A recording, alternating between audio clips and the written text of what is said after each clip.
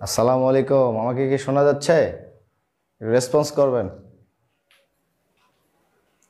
আচ্ছা, সবাইকে স্বাগতম এসএ জব কেয়ার এই লাইভ ক্লাসে। আজকে আমরা সাধারণ জ্ঞান নিয়ে কথা বলবো। একটু আগে আপনারা বাংলা বিষয়গুলি নিয়ে ক্লাস করছেন, এখন করবো হচ্ছে সাধারণ জ্ঞান। তো সাধারণ জ্ঞান যে পড়াশোনাটি সেটি যাওয়ার পূর্বে আমরা আজকে মূলত আলোচনা করব সিলেবাস নিয়ে। আসলে আমাদের সামনের দিনগুলোতে নন নিয়ে কীভাবে পড়াশোনা করতে হবে, বর্তমান চাকরির যে সিলেবাস সেটি যদি আমাদের জানা থাকে তাহলে আমাদের পড়াশোনাটা একটু ইজি হবে, তাই না? আমরা শুধু সারাদিন পড়তেই আসি, দেখা গেল যে পরীক্ষার হলে গিয়ে কোনো কাজই করতেছে না। যেমন আজকে সম্ভবত আপনারা একটা পরীক্ষা দেখছেন যে পিজিসিবি টেকনিক্যাল অ্যাটেন্ডেন্স, সেই জায়গাতে আপনারা খেয়াল করবেন যে প্রথম একটা প্রিলিমিনারি পরীক্ষা হয়েছিল, সেটি 80 মার্কের টোটাল ননের উপরে। তারপরে আজকে পরীক্ষা হইলো, সেটি হলো আপনার লিখিত পার্ট, সেটিও পরিপূর্ণভাবে আপনার নন ব্যাকগ্রাউন্ডের উপরে। আপনার একজন ইঞ্জিনিয়ার হিসেবে টেকনিক্যাল যে নলেজ জানার যে জায়গাটি, সেটি তারা একবারে টোটালি ইগনোর করে গেছেন। এখন কেন করে গেছেন, কি জন্য, সেই উত্তর আমাদের কাছে নাই। কিন্তু সামনে যে স্টাইলে আমাদের প্রশ্নগুলো হবে, আমাদের পড়াশোনাটা সেই আঙ্গিকে করতে পারলে পরীক্ষার হলে গিয়ে হতাশ হয়ে ফিরে আসতে হবে না। তো প্রথমত আমরা সেই বিষয়টা নিয়ে আলোচনা করব। আপনাদের কথা একটু গ্যাঞ্জাম হচ্ছে মনে হয়, একটু আনমিউট করে রাখবেন। হ্যাঁ, আমি আপনাদের কথাগুলো শুনতে পাচ্ছি। হ্যাঁ, মিউট করে দেন। হ্যাঁ, এখন ঠিক আছে। তো আমাদের প্রথম যে কাজটি করা উচিত সেটি হলো সিলেবাস সম্পর্কে ধারণা রাখা। আজকে অনেকের সাথে কথা হলো, আমার স্টুডেন্টের সাথে যারা এই টেকনিক্যাল অ্যাটেন্ডেন্সের পরীক্ষা দিতে গেছিলেন, তারা পুরোপুরি হতাশ যে ডিপার্টমেন্ট পার্ট থেকে তাদের কোনো প্রশ্নই আসে নাই, সব জেনারেল বেসড প্রশ্ন ছিল। তো সেটি নিয়ে তো কথা বলবোই, এবং সামগ্রিকভাবে আমাদের এই সময় পড়াশোনাটা কেমন হওয়া দরকার সেটি। আজকের আলোচনাটা আমরা 3টা পার্টে করব। একটি হচ্ছে বর্তমান সময়ের প্রশ্নগুলো কেমনভাবে আসতেছে, তার আঙ্গিকে আমাদের পড়াশোনাটা কেমন হওয়া দরকার, সেটি একটা বিষয়। দ্বিতীয়ত হলো নন পার্টের উপরে আমরা কিভাবে নিজের বেসটাকে শক্তিশালী করতে পারি, এবং যেরকমই প্রশ্ন হোক না কেন অন্তত যেন আমরা লিখে আসতে পারি, সেরকম একটা জায়গা কিভাবে তৈরি করতে পারি সেটি। আর তৃতীয়ত হলো সাধারণ জ্ঞানের আমরা কি কি বিষয় এখানে পড়ব, তার উপরে একটা ধারণা আমরা দেওয়ার চেষ্টা করব। খুবই অল্প সময়ের মধ্যেই এই 3টা বিষয় নিয়ে আলোচনা করতে হবে। প্রথমত আমি যদি আলোচনা করি এই মুহূর্তে প্রশ্ন প্যাটার্ন, তো প্রশ্ন প্যাটার্নের বর্তমান যেই সিনারিও, সেখানে দেখা যাচ্ছে যে একটি বড় ধরনের পরিবর্তন আসতেছে। যেখানে ডিপার্টমেন্টের প্রাধান্য ছিল সেটি পরিবর্তে এখন নন পার্টের প্রাধান্য। এটি কেন? এর কারণটি হচ্ছে, আমরা আগে যখন আপনার হচ্ছে কোনো একটা পরীক্ষায় অ্যাপ্লাই করতাম, সেখানে দেখা যাইতো যে আপনার 15 বা 20টি পদ থাকতো। সেখানে সিভিল, মেকানিক্যাল, আপনার পাওয়ার অথবা কম্পিউটার, সে যেই হোক না কেন, এরকম বিভিন্ন সাবজেক্টের স্টুডেন্টরা আবেদন করতো। তো 15টা পদের বিপরীতে আগে আমরা জানতাম যে এই 1500 বা 2000 জন এরকম সর্বোচ্চ একটা ক্যান্ডিডেট তারা আবেদন করতেন। তো এই সময়গুলোতে তারা এমন পদ্ধতিতে পরীক্ষা নিতেন যে সাথে সাথে তারা যেন নিয়োগ করতে পারেন, এই কারণে তারা রিটেন পরীক্ষাটা নিতেন। কারণ আপনারা যে সেক্টরগুলোতে চাকরি করেন বা করবেন, সেটি হচ্ছে ডাইনামিক সেক্টর। কোনো সময়ে পদটাকে ফেলে রাখার সুযোগ নাই, কারণ প্রতিনিয়ত একটা চ্যালেঞ্জের কাজ এই জায়গাটাতে। একটা লোকবল কম থাকা মানে ওই কাজটা পড়ে থাকবে আর কি, ঝামেলা হবে। ফলে দ্রুততার সাথে নিয়োগের জন্য তারা আগে রিটেন পরীক্ষা নিতেন। সেই রিটেন পরীক্ষার মানবন্টনও থাকতো, প্রায় 80% প্রশ্ন থাকতো ডিপার্টমেন্ট বেস, আর 20% নাম্বার থাকতো হচ্ছে নন ডিপার্টমেন্ট বেস। তো এই যে 20% নাম্বারগুলো আবার খুব একটা ইফেক্টিভ ছিল না চাকরির জন্য, কারণ প্রায় প্রশ্নগুলো রিপিট করতেন তারা। ফলে দেখা যেত যে গড় পড়তায় প্রায় 10-15টা প্রশ্ন ম্যাক্সিমাম স্টুডেন্টই পেতেন। ফলে সেই নাম্বারটি চাকরি পাওয়ার ক্ষেত্রে আলটিমেটলি কোনো একটা বড় ধরনের ভূমিকা রাখে নাই। চাকরি হতো টোটাল রিটেন পার্টের উপরেই। তো আমরা ইদানিংকালে এসে যা দেখতেছি, হয়তো ধরে নিলাম এখানে আরেকটা শূন্য বেড়ে গেছে, 15-র জায়গায় 150 জন, তো এখানে আবার একটা শূন্য বেড়ে গেছে। হ্যাঁ, এখানে একটা শূন্য হলে খুব বেশি সমস্যা না, কিন্তু এখানে একটা শূন্য হলে কি দেখেন বড় ধরনের একটা সমস্যা, যে 15,000-এ পরিণত হয়ে গেল। কই 15 থেকে 1500, কই 150 থেকে 15,000। চিন্তা করে দেখেন কয়েক গুণ পরীক্ষার্থী এখানে আপনার বেড়ে গেছে। তো এখন পরীক্ষকরা চিন্তা করেন সিভিল, মেকানিক্যাল, আপনার হচ্ছে ইলেকট্রনিক্স, পাওয়ার, এই প্রত্যেকটা ডিপার্টমেন্টের জন্য আলাদা আলাদা করে যদি তারা প্রশ্ন করতে যান, একদিকে এটা ব্যয়বহুল, আরেকদিকে সময় সাপেক্ষ, ফলে তারা এমন একটা পদ্ধতির দিকে এখন যেতে চাচ্ছেন যেখানে তারা আগের ওই 1500 জনের কাছে ফেরত যাইতে পারবেন। অর্থাৎ আমাকে পরীক্ষার্থীগুলোকে কমায় আনতে হবে, কারণ আমাকে দ্রুততার সাথে একটা রিটেন পরীক্ষা নিয়ে রেজাল্ট তৈরি করতে হবে। তাহলে আমি যদি এখানে একজনকে বলি তুমি আবেদন করতে পারবো না, তোমার সিজিপিএ খারাপ অথবা এটসেট্রা এটসেট্রা, তাহলে এটা একটা বৈষম্য হয়ে যায়। ফলে আমরা যদি আগে একটা বাছাই প্রক্রিয়ার মধ্যে পরীক্ষাটা নেই, তখন একটা ব্যাপার হবে যে হ্যাঁ না ঠিক আছে আমি এটা টিকতে পারি নাই, ফলে আমি ওখানে যেতে পারতেছি না। ফলে তারা একটা বাছাই পরীক্ষার নামে একটা পরীক্ষা নেওয়া শুরু করলেন। তো এই রিটেনের আগে নতুন করে একটা পরীক্ষা চালু হলো। ইদানিংকালে আপনারা দেখবেন সব জায়গায় প্রিলিমিনারি, এমন কোনো পরীক্ষা নাই যেখানে আর প্রিলিমিনারি ছাড়া। তাহলে যদি প্রিলিমিনারি পরীক্ষায় এটা নেওয়া হয়, এটা মূলত নেওয়া হচ্ছে এই আমাকে 1500 জনের কাছে আবার যাইতে হবে। কারণটা হচ্ছে 15,000 ব্যক্তির জন্য খাতা তৈরি করা, প্রশ্ন তৈরি করা, এটা একটা সময় সাপেক্ষ, ব্যয়বহুল এবং একটা একটা ঝামেলাপূর্ণ ব্যাপার আর কি। তো সেই জায়গাটা থেকে বের হয়ে আসার জন্য প্রিলিমিনারি পরীক্ষা। তো এখন প্রিলিমিনারি যে পরীক্ষাটা তারা নেবেন, এটা কোন সিলেবাসের উপরে নেবেন? তো তারা যদি আবার রিটেনে 80% নাম্বার যদি ডিপার্টমেন্টেই দেন, তাহলে তো তারা চাইলে প্রথম থেকেই আপনার হচ্ছে রিটেন এবং ডিপার্টমেন্ট বেস প্রশ্ন করতে পারতেন। তারা ডিপার্টমেন্ট বেস রিটেন প্রশ্ন করবেন না সময় সাপেক্ষের জন্য, এই জন্য তারা প্রিলিমিনারিতে আসছেন। ফলে এই প্রিলিমিনারির যেই আমাদের যে পরীক্ষা পদ্ধতি, সেটি হচ্ছে পুরা নন বেসড। কারণ এখানে কেউ সিভিল, মেকানিক্যাল, ইলেকট্রনিক্স, পাওয়ার, কেউ স্পেশাল না যে ওই বিষয়ের উপরে তার একটা ভালো দখল আছে, ওরাই শুধু টিকবে, তাই না? এরকম একটা ব্যাপার।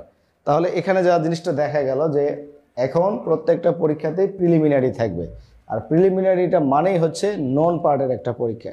আমি Optimum, Resonance, Rony Parvez, Tesla, প্রত্যেকটা বইয়ের অঙ্কগুলো আমি খুবই কয়েকবার করে রিভিশন করছি, সিলেবাস আমার গোছানো আছে। আমি রিটেন পরীক্ষা দিব, চাকরি পাবো, খুবই ভালো কথা। কিন্তু বর্তমান সিলেবাসে এমন একটা অবস্থান আমাদেরকে দাঁড় করায় দিয়েছে যে ওই বিষয়গুলো আমাদেরকে জাজ করার সুযোগই নাই। জাস্ট ভাইভাতে গিয়ে কিছু বেসিক প্রশ্ন করে আমাদেরকে যাচাই করতেছে যে আমি কতটুকু এই সম্পর্কে জানি আর কি। তো আমি যদি এখানে নন পার্টটাকে একটু হালকা করে নেই, ইগনোর করে যাই, তাহলে আমি কিন্তু আলটিমেটলি রিটেন পার্টে বসতেই পারবো না। আর রিটেন পার্টে বসতে না পারলে আমার রনি পারভেজ, টেসলা এগুলো খুব একটা কাজে লাগবে না। সো আমাকে এই জায়গাটাকে কভার করতে হবে। তো নন পার্টটা একটা জায়গায় আমরা গুরুত্ব পেলাম। দ্বিতীয়ত দেখবেন, আমি যে একটু আগে একটা উদাহরণ দিয়েছি পিসিসিবি টেকনিক্যাল অ্যাটেন্ডেন্স। তো আজকের যে প্রশ্নটা ছিল লিখিত পার্টে, তো রিটেন পার্টের প্রশ্নটাই আপনার হচ্ছে সম্ভবত 100 মার্কের। তো সেখানে একটি প্রশ্ন টেকনিক্যাল প্রশ্ন তারা করেন নাই। 100 মার্কের মধ্যে একটা প্রশ্ন না। বিদ্যুৎ থেকে একটা প্রশ্ন ছিল যে বিদ্যুতের সম্ভবত দুর্ঘটনা, হ্যাঁ এই দুর্ঘটনায় যে এর সাথে জড়িত যে বিষয়গুলো আছে সেগুলো। আমার মনে হয় না যে বাংলাদেশের যারা এই মুহূর্তে বিসিএস বা অন্যান্য যারা সরকারি জবে প্রিপারেশন নেই, এই প্রশ্ন তাদের জন্য সমস্যা মনে হবে। কারণ এটা আসলে কোনো অংশেই ডিপার্টমেন্টাল প্রশ্ন হতে পারে না। হয়তো আপনারা 2-3টা জিনিস উদাহরণ দিয়ে হ্যাঁ আপনারা একটু এসি ডিসি বিভিন্নভাবে বুঝাতে পারবেন, বাট এখানে কিন্তু জেনারেলি অনেক কিছু লেখার সুযোগ রয়ে গেছে। ফলে এই যে টোটাল যে একটা চাকরির প্রায় 200 মার্কের একটা পরীক্ষা হয়ে গেল, সেখানে সিঙ্গেল প্রশ্নটাও আমরা পাই নাই যে প্রশ্নটি ডিপার্টমেন্ট দিয়ে একটা ছেলেকে জাজ করবে। দেখেন, অথচ এই চাকরিটা টোটাল ডিপার্টমেন্টাল একটা চাকরি, সারাক্ষণ বিদ্যুতের তারের সাথে আপনার সম্পর্কযুক্ত, মানে একদম লাইনের সাথে সম্পর্কযুক্ত, যেখানে আপনার সব জ্ঞানটাকে সর্বোচ্চভাবে ব্যবহার করার জায়গা।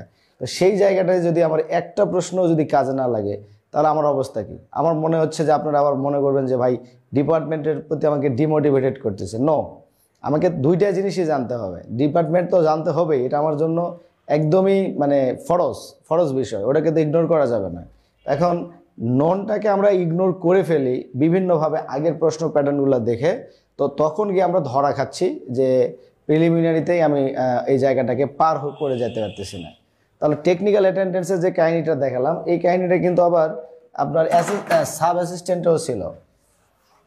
সাব অ্যাসিস্ট্যান্টের প্রশ্ন প্যাটার্নও ঠিক একই রকম ছিল। সাব অ্যাসিস্ট্যান্ট আমরা কি দেখছি, সেখানে দেখছিলাম যে 80-র একটা প্রিলিমিনারি পরীক্ষা ছিল। তো তারপরে এখানে আবার আপনার হচ্ছে রিটেন পার্টে গিয়ে আমরা মনে করছিলাম যে খুবই একটা যারা প্রিপারেশন নিয়েছিলাম ডিপার্টমেন্টের উপরে খুব ভালো করব, কিন্তু আলটিমেটলি সেখানেও আমরা দেখছি যে 80 আপনার হচ্ছে 100 মার্কের যে প্রশ্ন ছিল, সেই 100 মার্কের মধ্যে আমার হচ্ছে 60 ছিল হচ্ছে নন ডিপার্টমেন্ট আর 40 ছিল হচ্ছে ডিপার্টমেন্ট পার্ট। তো দেখেন তো চাকরির রেশিওতে কোনটা বেশি হয়ে গেল। আমি যদি এখানে যদি 80, এখানে কিন্তু নাম্বার ছিল 100, প্রশ্ন ছিল 80টি, নাম্বার ছিল হচ্ছে 100, তাহলে 100 যোগ 60, তাহলে টোটাল আমার দাঁড়ালো 160। যদিও এই নাম্বারটা আমার রিটেনে কাউন্ট করবে না, কিন্তু আমাকে তো এই জায়গায় ভালো করে দেন আমাকে এই জায়গায় আসতে হবে, ফলে কাউন্টেবল না হইলেও এটি একটা গুরুত্বপূর্ণ ব্যাপার। ফলে দিন শেষে আমার কিন্তু চাকরি হচ্ছে 200 নম্বরের পরীক্ষায় 160 ননের উপরে, 40 হচ্ছে ডিপার্টমেন্ট। এখন ডিপার্টমেন্টের বিষয়ে যদি আমরা দেখি, এখানে ম্যাথ থাকে হচ্ছে আপনার 8টি, প্রশ্ন থাকে হলো 5টা করে, 5 নাম্বার আর কি। 8টা ম্যাথে যদি আমি দেখি 5 নাম্বার করে 40 নাম্বার। তো আমি এই জায়গাটাতে আসছি প্রায় 1 বছর। এক বছরে আমার যে অতটুকু অভিজ্ঞতা হয়েছে, আপনারা আমার সাথে সম্ভবত সহমত পোষণ করবেন যে 8টা ম্যাথের মধ্যে ম্যাক্সিমাম স্টুডেন্টই 8টা ম্যাথ করতে পারেন না, কারণ এটা হয় সময়ের অভাবে, অথবা ক্যালকুলেশনের অভাবে, অথবা দেখা যায় যে তিনি কোনো একটা বই বা কোনো একটা চ্যাপ্টারের দুর্বলতা থাকার কারণে তিনি এটা করেন নাই। যেমন রনি পারভেজ আপনি পড়েন নাই, রনি পারভেজ থেকে একটা ম্যাথ দিয়েছে, কন্ট্রোল সিস্টেম পড়েন নাই, কন্ট্রোল সিস্টেম থেকে একটা ম্যাথ দিয়েছে, ফলে আপনি এটা পারলেন না। তো এভাবে দেখা যায় অন অ্যান অ্যাভারেজ একটা স্টুডেন্ট ডিপার্টমেন্টে 25 অথবা সর্বোচ্চ ভালো করলে 30 নাম্বার পেতে পারেন। তা আমি ধরে নিলাম যে সবাই 25 নাম্বার পেয়েছে। আচ্ছা, যদি 40 নম্বরের মধ্যে যারা চাকরি পাবেন, যারা পাবেন না তাদের হিসাব তো আর লাইনের মধ্যে নাই, ওটা বের হয়ে গেছেন। তো যদি আমি ধরে নেই যারা চাকরি পাবেন তাদের প্রত্যেকেই 25 নাম্বার পাবেন, তাহলে সেই নাম্বারটা কি আমার চাকরির ক্ষেত্রে কি আসলে কোনো বেনিফিট করতেছে কিনা, সেটা একটু চিন্তার বিষয়। ব্যাপারটা এরকম, আমি বললাম আপনাদের 100 নাম্বারের একটা পরীক্ষা নিব, যেখানে আপনাদের প্রত্যেকের 25 নাম্বার আগের থেকে দিয়েই রাখছি। তাহলে আমার পরীক্ষাটা হলো আলটিমেটলি কার উপরে? হ্যাঁ, দেখবেন যে 75-এর উপরে পরীক্ষাটা হচ্ছে, তাই না?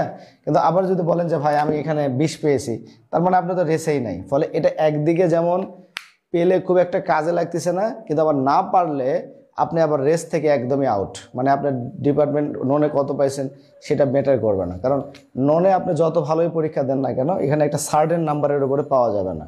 কারণ ননে আমাদের প্রত্যেকেরই দুর্বলতা আছে। অ্যাজ এ ডিপ্লোমা স্টুডেন্ট হিসেবে 4-5 বছর এই বাংলা ব্যাকরণ, ইংরেজি ব্যাকরণ, হ্যাঁ, সাধারণ জ্ঞান বা ম্যাথের উপরে চর্চা না থাকার কারণে আমাদের প্রত্যেকেরই এই জায়গাতে দুর্বলতা আছে। ফলে সেই জায়গায় নাম্বার বাড়ানোর সুযোগ নেই। নাম্বার বাড়ানোর সুযোগটা হচ্ছে ডিপার্টমেন্টে, কিন্তু ডিপার্টমেন্টে এমন টাইপের ম্যাথ করা হয় এই যে একটা অ্যাভারেজ নাম্বার প্রায় যারা চাকরি পায় সবাই পেয়ে যায় আর কি। তো এই যে 65,000 টাকার যে একটা চাকরি বা একটা ফয়সালা, হ্যাঁ, 65K, এটা আমার টোটালটা নির্ভর করলো কার উপরে? দেখেন যে আমার হচ্ছে নন পার্টের উপরে। কারণ প্রিলিমিনারি আমাকে উত্তরাতে হলো, দেন আমাকে রিটেন পার্টে বসলাম, চিন্তা করলাম যে খুব সহজে পার হয়ে যাব, বাট এখানে আমাকে আবার নন দিয়ে একটু ট্রাই করতেছেন। এখন বলুন যে ভাই নন পার্টের উপরে তারা কেন গুরুত্ব দিচ্ছে? এটার একটা বড় মানে লজিক দেওয়া যায় এরকম যে আমি যদি ডিপার্টমেন্ট থেকে 40-এর জায়গায় 60 করি, আমার নাম্বারটা আবার ওই সেম জায়গায় আসবে। কারণটা হচ্ছে কি, আবার আমি 2টা ম্যাথ বেশি পারবো। আমি যদি 80 করি, আবার ওই প্যারালালে আবার 2টা ম্যাথ বেশি পারবো। ফলে আমি ডিপার্টমেন্টের যে টাইপের প্রশ্ন করি না কেন, এখনকার স্টুডেন্টরা বিভিন্ন গাইডলাইন ফলো করে, আমরা তাদেরকে যেভাবে পড়াচ্ছি, কন্ট্রোল সিস্টেম থেকে ধরে রজনী, টেসলা, অপটিমাম, তো দেখা যায় যে যেভাবে প্রশ্ন করুক না কেন ইংরেজি রাইটারের বই থেকে তারা প্রশ্নগুলো কমন পেয়ে যান। ফলে নাম্বারগুলো যারা চাকরি পায় ঘুরে ফিরে সেম জায়গায় থাকে। তো একটা স্টুডেন্টকে তো বাদ দিতে হবে, কারণ আমার তো পদ কম, স্টুডেন্ট অনেক বেশি। কারণ এখানে যে চাকরিটা 265 জনের চাকরি হয়েছে, সেখানে 850 জনের মতো আপনার 800+ ভাইবা দিয়েছে, অর্থাৎ প্রতি 3 জনে 1 জন। তার মানে ওই 2 জনকে আমাকে বাদ দিতে হবে। তাহলে বাদটা তো আমি ডিপার্টমেন্টে দিতে পারতেছি না, আমাকে দিতে হচ্ছে আলটিমেটলি ননের উপরে। আশা করি বুঝতে পারছেন। এরপরে যদি আমি দেখি, এটা তো তাও কিছুটা ডিপার্টমেন্ট ছিল, আমি এর থেকেও ভয়াবহ একটা চিত্র আপনাদের সামনে আনতেছি এখন। সেটি হচ্ছে যে জুনিয়র ইনস্ট্রাক্টর। তো জুনিয়র ইনস্ট্রাক্টরের যে পরীক্ষাটি হয়ে গেছিল গত বছর, সম্ভবত আমি অতখানি ওই রকম ইনফরমেশন জানি না, যেহেতু আমি আপনাদের ব্যাকগ্রাউন্ডের না। আমার কথা বলতে গিয়ে আমার পরিচয়টাই দেওয়া হয়নি। হ্যাঁ, পরিচয় শেষের দিকে হবে ইনশাল্লাহ। তো আমরা এই জুনিয়র ইনস্ট্রাক্টর নিয়ে একটু কথা বলি। তো জুনিয়র ইনস্ট্রাক্টর যেই পরীক্ষাটি হয়ে গেছিল সেটি প্রশ্ন প্যাটার্নটা কেমন ছিল? তো সেখানে আমরা জানি সম্ভবত 3000+ পদ ছিল, সিভিল, মেকানিক্যাল, ত্রিপলি সব কিছু মিলে আর কি। তো এই যে 3000 পদের যে একটা পরীক্ষা, হিউজ অ্যামাউন্টের স্টুডেন্ট এখানে অ্যাপ্লাই করছিলেন, প্রস্তুতি থাকা না থাকা সত্ত্বেও সবাই অ্যাপ্লাই করছেন, কারণ পদ সংখ্যা বেশি ছিল। এখন তারা যখন এত ক্যান্ডিডেটকে সামনে দেখতে পেয়েছিলেন, তখন তারা নিজেরাই, যারা পরীক্ষক, তারা ভীতু হয়ে গেল যে আসলে কোন পদ্ধতিতে পরীক্ষাটা নেব। প্রত্যেকটা সেগমেন্টের যখন আমার 10,000 8,000 পরীক্ষার্থী হচ্ছে, তাহলে এতগুলো সংখ্যক পরীক্ষার্থীর রিটেন পার্ট খাতা কাটা তাদের জন্য অত্যন্ত সময় সাপেক্ষ, ব্যয়বহুল। এটি মনে হওয়ার কারণে তারা এমন একটা শর্টকাট ওয়েতে আগায় গেছেন যে জায়গাটাতে একজন টিচারকে তারা জাজ করবেন, একটা টিচার নিয়োগের পরীক্ষা, যেখানে আপনার পলিটেকনিক থেকে আমাদেরকে একটা ডিপ্লোমা ইঞ্জিনিয়ার বের করে দিবে, ডুয়েটের একটা প্রোডাক্ট তৈরি করবেন। সেই জায়গার মতো জায়গাতে তারা দেখেন নন পার্টের কোনো প্রশ্ন না করে ডিপার্টমেন্টের প্রশ্ন না করে টোটালটা ননের উপর প্রশ্ন করছে। অর্থাৎ যারা আপনাদেরকে পড়াবেন, যারা এই বিষয়ে একটা ডিপ্লোমা ইঞ্জিনিয়ার তৈরি করবেন, যারা ইঞ্জিনিয়ার হওয়ার স্বপ্ন দেখাবেন, তাদের যে নিয়োগ প্রক্রিয়া, সেই নিয়োগ প্রক্রিয়ার প্রশ্ন প্যাটার্ন হচ্ছে টোটালটা নন। কতটুকু হাস্যকর এবং কতটুকু অবাস্তব।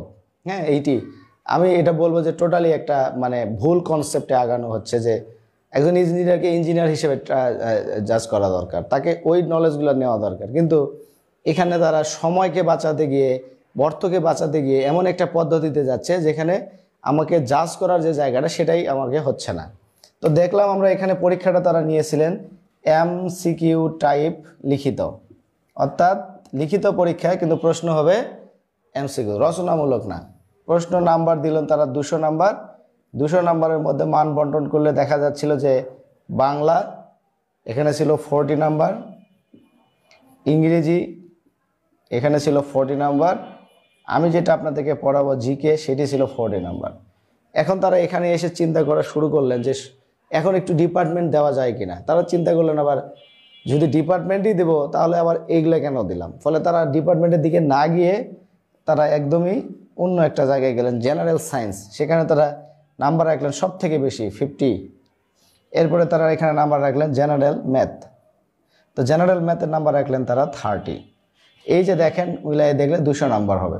তো একটা 200 নাম্বারের পরীক্ষা তারা নিলেন, টোটালটা হচ্ছে আমার MCQ টাইপ লিখিত নন পার্টের উপরে। এবং আমরা সম্ভবত জানি এই চাকরিটি হচ্ছে একটা 10ম গ্রেডের 2য় শ্রেণীর চাকরি।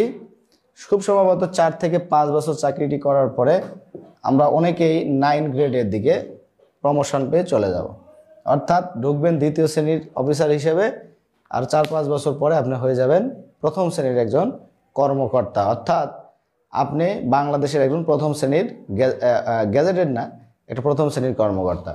তো এই যে 1ম শ্রেণীর একজন কর্মকর্তা হতে গেলে বাংলাদেশের পরীক্ষা ব্যবস্থাগুলোর দিকে আপনারা যদি তাকান, আপনাকে আগে BSc করতে হবে, দেন একটা প্রিপারেশান নিতে হবে, এবং বাংলাদেশের সর্বোচ্চ যে প্রতিষ্ঠানগুলো আছে বুয়েট, চুয়েট, কুয়েট এবং বিশেষায়িত যে বিশ্ববিদ্যালয়গুলো, যেখান থেকে এই সাবজেক্টগুলো পড়ানো হয়, প্রত্যেকটা সাবজেক্ট স্টুডেন্টের সাথে আপনাকে কম্পিট করে একটা অ্যাসিস্ট্যান্টের জব নিতে হবে, যেটা 9 গ্রেডের।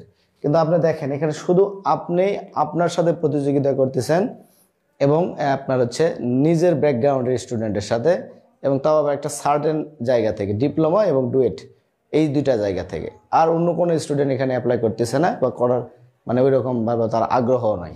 ফলে এই যে কত বড় একটা চাকরি দেখেন, 9 গ্রেডে আপনি যাচ্ছেন শুধুমাত্র নন পার্টের উপরে পরীক্ষা দিয়ে। আশা করি বুঝতে পারছেন। আরেকটা প্রশ্ন উদাহরণ দিয়ে শেষ করব এই সেগমেন্টটি, সেটি হলো যে আপনার রেলওয়ের একটি পরীক্ষা বাতিল হয়ে গেছে। আমরা সম্ভবত জানছি গত কয়েকদিন আগে। এটি পরীক্ষাটা অনুষ্ঠিত হয়েছিল এই বছরের মাঝামাঝি সময়, অনেক আগের একটা সার্কুলার। সেই সার্কুলারের পরীক্ষা হলো PSC সংগঠিত একটা প্রশ্ন।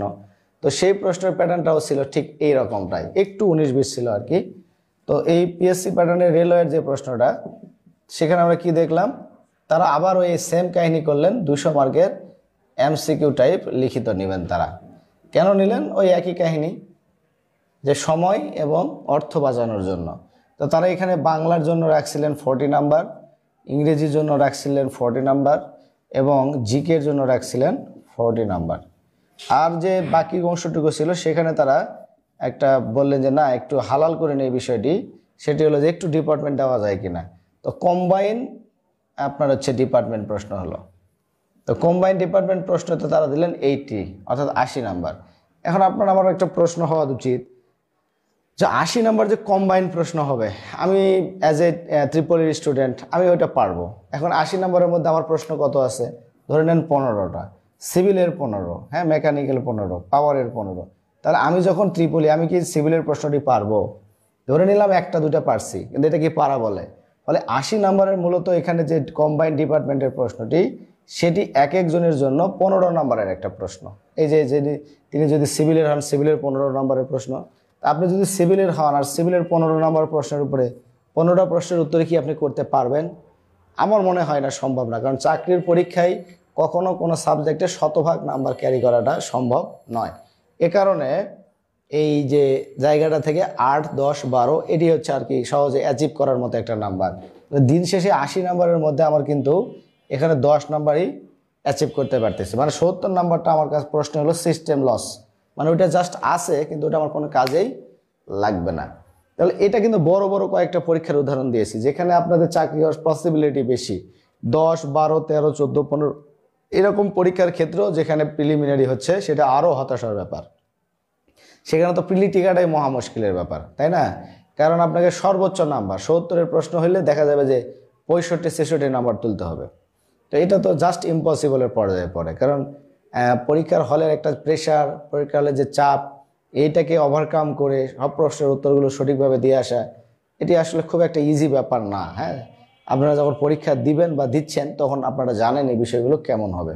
তাহলে আমরা মোটামুটি ননের উপরে একটা এই মুহূর্তে ধারণা পেয়েছি। আমি ব্যাপারটাকে এভাবে সংক্ষেপ করব।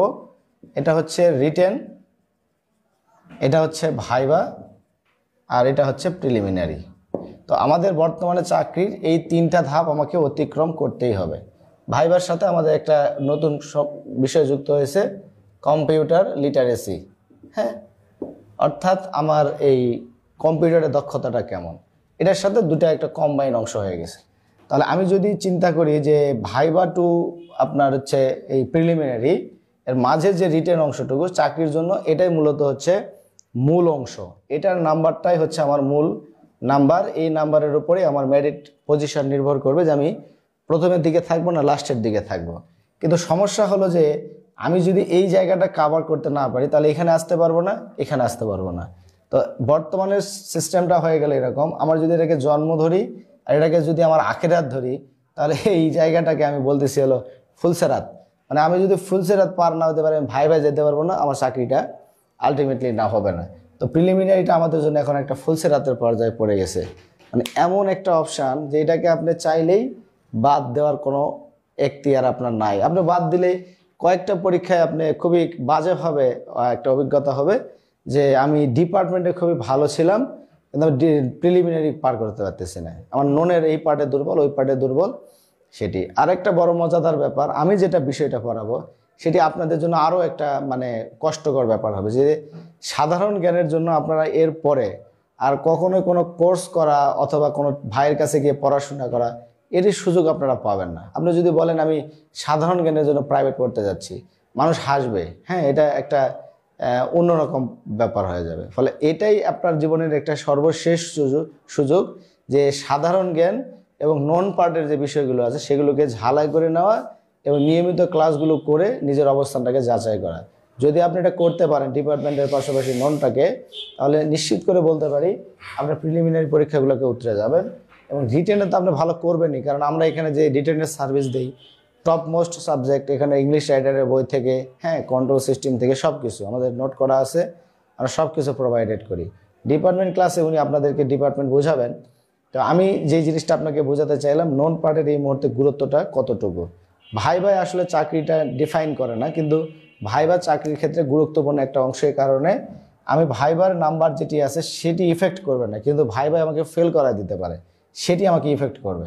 আমি যদি রিটেনে 100 নাম্বারের মধ্যে যদি এখানে 90 নাম্বারও পাই আর ভাই যদি আমাকে নেগেটিভ মার্কিং করে যে আমি আসলে ফিট না, তাহলে আমার 90 নাম্বার কোনো কাজেই লাগবে না। ভাইভাটা এমন একটা বিষয়, এভাবে বুঝাই দিলে হয় যে ধরে নেন ভাইভার নাম্বার বন্টন করা আছে 30 নাম্বার, যে এটা হচ্ছে ভাইভার নাম্বার, কিন্তু এখানে কয়েকটা সেগমেন্টের নাম্বারগুলো ভাগ করে দেওয়া থাকে। প্রথমত থাকে হচ্ছে একাডেমিক রেজাল্ট, হ্যাঁ, এই সংক্ষেপে লিখলাম AR, একাডেমিক রেজাল্ট। তো একটা স্টুডেন্ট SSC, HSC এবং ডিপ্লোমা, এই তিনটাতে তার রেজাল্ট কি, যদি সবগুলোতে ফার্স্ট ক্লাস থাকে, ধরে নেওয়া হয় যে এখানে 10 নাম্বার রেজাল্টের জন্য বরাদ্দ, সে 10ই 10 পাবে। এবারে যদি দেখি তার হচ্ছে অ্যাটেন্ডেন্স অর্থাৎ উপস্থিতি, এরপরে যদি বলে যে তার হচ্ছে বাচনভঙ্গি মানে কথা বলার যে ধরনটা, অ্যাটিটিউড, এরপরে যে আপনাকে বলে যে অ্যাপিয়ারেন্স, আপনি কিভাবে ভাইভাতে গেছিলেন, কতটা সুন্দরভাবে সজ্জিত অবস্থায় গেছিলেন সেটি, তাহলে এই যে এই অংশটাতে নাম্বার তারা বরাদ্দ করছে হচ্ছে 10 নাম্বার। তাহলে আমার এই যে যেই অংশটুকু বলছি এটা তো আমার আগেই অ্যাচিভ করার বিষয়, তাই না? এখানে আমার তো কোনো মানে নাম্বার কাটার সুযোগ নেই, তাহলে 20-এ 20 আমি পাচ্ছি। এখানে টিচারদের হাতে একটা নাম্বার আছে, হ্যাঁ, ভাইবা যারা এক্সামিনার আছেন তাদের হাতে, তো সেখানে 10 নাম্বার আমি বরাদ্দ করে রাখলাম। তো 10 নাম্বারের মধ্যে দেখা যায় যে, হ্যাঁ বুঝলাম না, একটু জোরে বলবেন। এই দ্বিতীয়টা হচ্ছে আমার অ্যাটেন্ডেন্স, মানে আমি যদি হ্যাঁ হ্যাঁ ভাই যদি আমি অ্যাটেন্ড করি, হ্যাঁ, এই অ্যাটেন্ড করলে আমার একটা নাম্বার আছে, এবং ভাই যে আমি উপস্থিত হব, সেই উপস্থিত হওয়ার জন্য আমার যে গেট আপ অ্যাপিয়ারেন্স যেটি আছে সেটি, এবং আমার অ্যাটিটিউডটা কেমন, আমি কেমনভাবে কথা বলতেছি, আমার বলার যে স্টাইলটা, আমি কথা বলার সময় তর্ক করতেছি কিনা, হ্যাঁ, আমার সব জানতা একটা সংসারের ভাব আনতেছি কিনা ভিতরের মধ্যে, এই যে ব্যাপারগুলো আছে, অর্থাৎ আপনার বাহ্যিক যে ব্যাপারটা, ওরালি যে ব্যাপারটা আছে সেইটা দেখা, সেইটার জন্য 10 নাম্বার।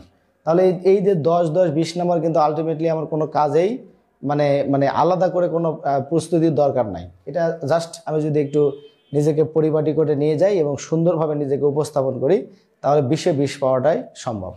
এখন যে বাকি যে 10 নম্বরটি এখানে আমরা পেলাম, সেখানেও ভাইবা বোর্ডে যারা থাকেন তাদেরকে ইনস্ট্রাকশন দেওয়া থাকে যে একটা স্টুডেন্টকে আপনারা নাম্বার দেওয়ার ক্ষেত্রে সর্বনিম্ন 4, সর্বোচ্চ 8 এর মধ্যে রাখবেন।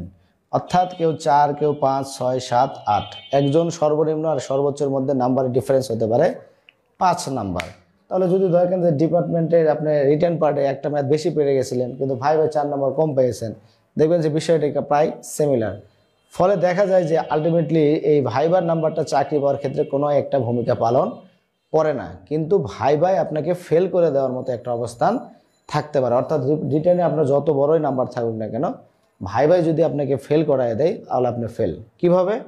আপনি ঢোকার সময় অনুমতি নিলেন না, এখন বলবেন যে ভাই এটা কি কেউ করবে, অনেক সময় হয়ে যায় নার্ভাসনেসে, বসতে না বলে আপনি বসে গেছেন, হয়ে যায় অনেক সময়। আপনাকে একটা প্রশ্ন করছে, জানা জিনিস আপনাকে বলতেছে, আপনি এটা ভুল বলছেন, আপনি এই সময় বিষয়টাকে কিভাবে হ্যান্ডেল করলেন, অর্থাৎ আপনি তর্কে জড়ালেন কিনা, আপনি প্রমাণ দেখাতে চাচ্ছেন কিনা, এই যে বিষয়গুলো এড়িয়ে চলতে হবে। নাইম,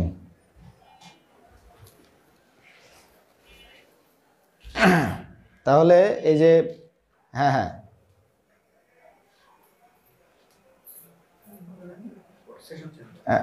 একটা, আচ্ছা আপনার একটু সেশনটা চেঞ্জ করে নেই, টাইম আউট হচ্ছে, হ্যাঁ আবার কথা বলতেছি।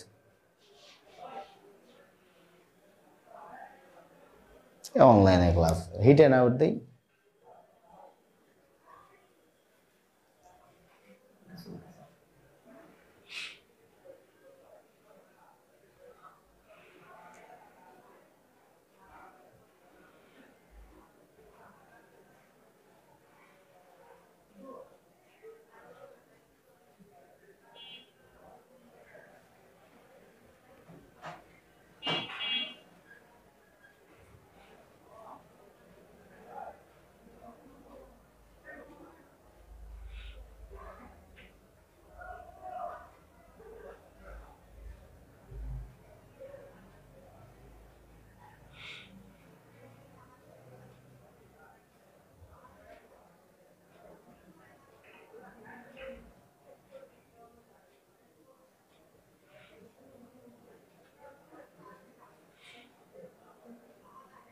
হ্যাঁ, একজন সম্ভবত প্রশ্ন করতেছিলেন, প্রশ্নটা আবার করবেন। হ্যাঁ, একজন আমাকে একটা কি যেন, হ্যাঁ হ্যাঁ বলেন, হ্যাঁ বলেন।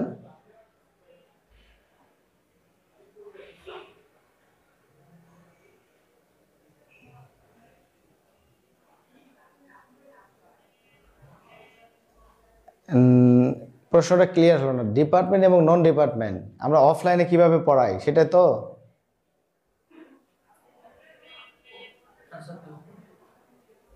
হ্যাঁ। ও আচ্ছা, ঠিক আছে। এ বিষয়ে আমার সেশনটি শেষ হলে আমাদের যে অনলাইন ডিরেক্টর আছেন তিনি আসবেন। আপনাদের এরকম সামগ্রিক যত প্রশ্ন আছে, কোর্স ফি থেকে শুরু করে সপ্তাহে কয়দিন ক্লাস হবে, হ্যাঁ, কোন কোন টিচার ক্লাস নেবেন, ক্লাস রুটিন, এরকম আপনার নোট বা শিটের ব্যাপারে যত প্রশ্ন আছে আপনারা করতে পারবেন। মানে আপনার A to Z জাস্ট আপনারা মাথায় রাখবেন যে এই জিনিসগুলো আমার জানার দরকার আছে। আমার সেশনটা আর আধা ঘন্টার মধ্যে শেষ হবে, তারপরে আপনারা এইরকম একটা সেশন পাবেন আবার, ঠিক আছে? তাহলে আমরা যে জায়গাতে ছিলাম দেখেন, এই জায়গাতে নাম্বারটা কিন্তু খুব একটা ভেরি করবে না। ভেরিটা করতে পারে যে আপনি যদি ভুল কোনো কিছু পদক্ষেপ নেন, ভুল মানে বলতে কি বেয়াদবি বা একটা আপনার মেনে নেওয়ার প্রবণতা আপনার মধ্যে না থাকে।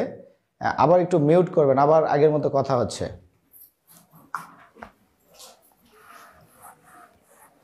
তাহলে আমরা যেটা দেখতেছিলাম যে ক্লাসে আসলে এই আপনার হচ্ছে চাকরির ক্ষেত্রে ভাইবার এরকম গুরুত্বপূর্ণ ভূমিকা নাই, প্রিলির গুরুত্বপূর্ণ ভূমিকা নাই, একদমই নাই বললেই চলে। কিন্তু ওই যে আমি যদি পাস না করতে পারি, আমার যদি একটা নিজস্ব একটা নাম্বার যে কাট মার্কের মধ্যে আমি যদি না থাকতে পারি, তাহলে তো আমি রিটেন পার্টে যাইতেই পারবো না। ফলে এটার গুরুত্ব অপরিসীম হয়ে গেছে। এখন বলবেন যে ভাই আপনি সবগুলোকে বলতেছেন গুরুত্বপূর্ণ।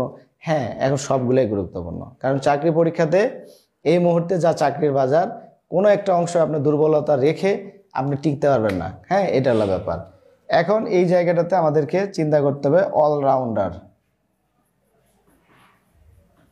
তো আমরা মনে হয় অলরাউন্ডার সম্পর্কিত একটা বিষয় জানি। ক্রিকেট খেলায় একটা অলরাউন্ডার অপশান থাকে, প্রত্যেক দলে একজন বা দুইজন অলরাউন্ডার থাকে। কিন্তু এক ধরনের অলরাউন্ডার থাকে বোলিং অলরাউন্ডার, আরেক ধরনের অলরাউন্ডার থাকেন ব্যাটিং অলরাউন্ডার।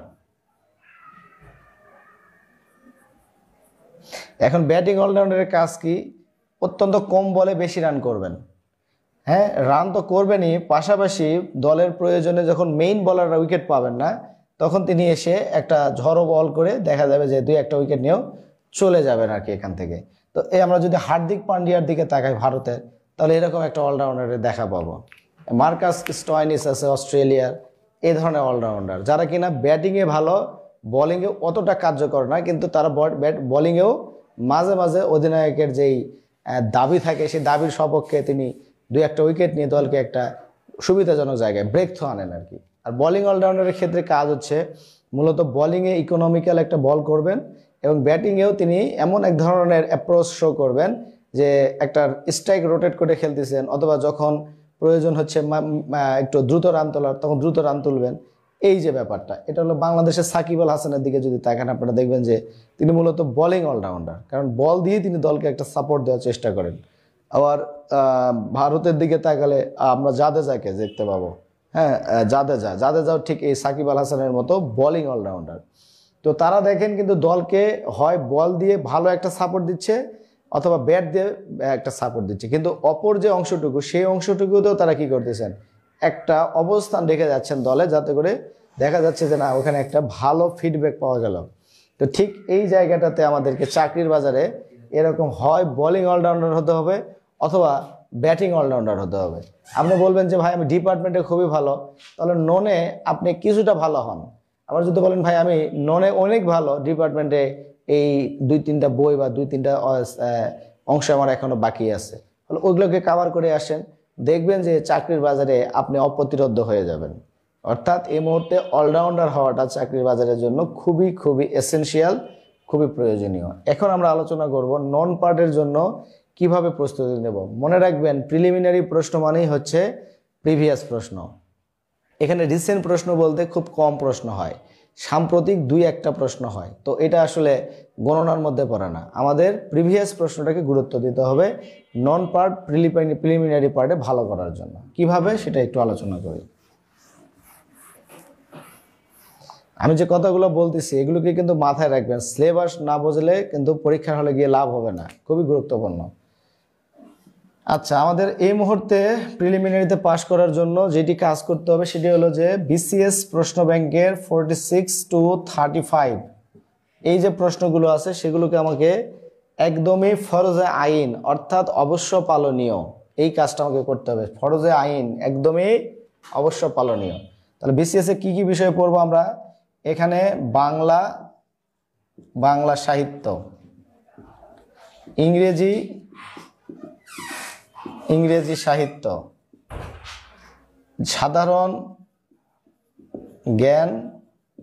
এই সাধারণ জ্ঞানের সাথে কয়েকটা বিষয় জড়িত আছে। সাধারণ জ্ঞানের সাথে জড়িত আছে আপনার বিজ্ঞান, বিজ্ঞানের সাথে জড়িত আছে আইসিটি অর্থাৎ তথ্য প্রযুক্তি, এর সাথে যুক্ত আছে ভূগোল। এই সমস্ত বিষয়গুলো ওখান থেকে আমাকে পড়তে হবে। দেন এখানে পড়বো আমরা সাধারণ গণিত।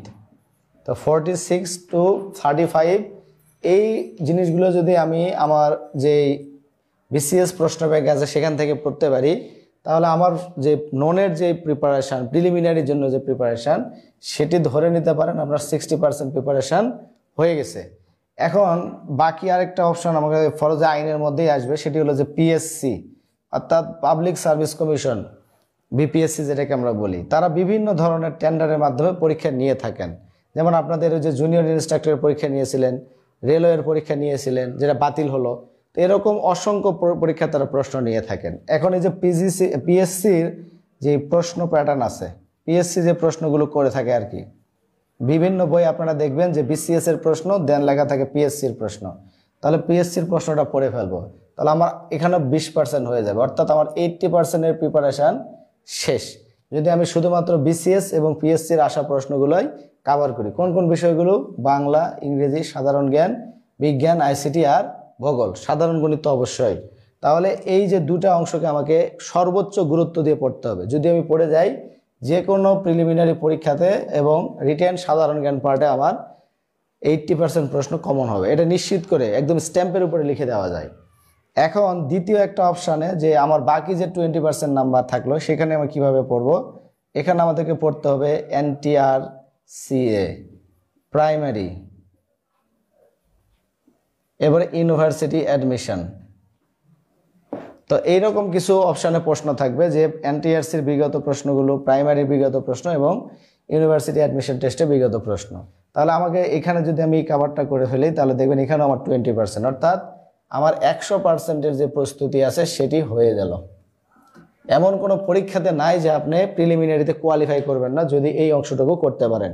এমন বলবেন যে ভাই অনেক প্রশ্ন, তো আমি যদি শুধু বিসিএস কাভার করি, দেখে বলছি আমি 60%, মানে এইটা কাভার করে যখন এখানে আসবো আমি শতকরা 60% প্রশ্ন দেখার সাথে সাথে উত্তর করবো, কারণ এটা আমার আগেই পড়া আছে।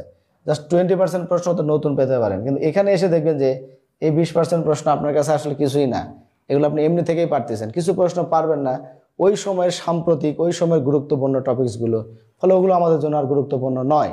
একটা সময় বারাক ওবামা গুরুত্বপূর্ণ, এখন তো ডোনাল্ড ট্রাম্প, তাহলে ডোনাল্ড ট্রাম্প গুরুত্বপূর্ণ। একটা সময় আমাদের আগের প্রধানমন্ত্রী গুরুত্বপূর্ণ, এখন আমাদের বর্তমান সরকার গুরুত্বপূর্ণ। এই বিষয়গুলো আমাকে মাথায় রাখতে হবে, কখন কোনটাকে প্রাধান্য দেব। তাহলে আমরা এটার জন্য কি করব? কোনো একটা বিসিএস প্রকাশনীর প্রশ্ন ব্যাংক কিনে ফেলবো। সেটা অ্যাসুরেন্স হতে পারে, সেটি আপনার প্রিপারেটরস হতে পারেন, সেটি হতে পারে আপনার প্রিসেপ্টরস, আর কি ভুল বললাম, আরেকটা হতে পারে যে প্রফেসরস। হ্যাঁ, এরকম যে কোনো একটা বই যেখানে ব্যাখ্যাগুলো সুন্দর করে দেওয়া আছে, এরকম একটা বই আমরা কিনতে পারি। এখন একটা কাজ করব, সেটা হলো স্পেশাল একটা কাজ। সেই কাজটা কি? আমি যখন পরীক্ষা দিতে যাব, সেই পরীক্ষাটা কি পরীক্ষা? ধরে নিলাম এটা হলো পিজিসিবির পরীক্ষা। তো পিজিসিবির যে পরীক্ষা, সেই পরীক্ষার যে বিগত প্রশ্নগুলো আছে সেটি আমাকে পড়ে যেতে হবে। বিগত প্রশ্ন খুবই গুরুত্বপূর্ণ। তাহলে পিজিসিবির এ যাবৎকালে বিগত প্রশ্ন পড়ব। এরপরে আমরা দেখব যে পিজিসিবি পরীক্ষাটা নিবেন কোন মাধ্যমে, বা এক্সাম টেকার থাকে। প্রত্যেকটা পরীক্ষাতে একজন করে এক্সাম টেকার থাকে, একজন ব্যক্তি না, একটা প্রতিষ্ঠান আর কি।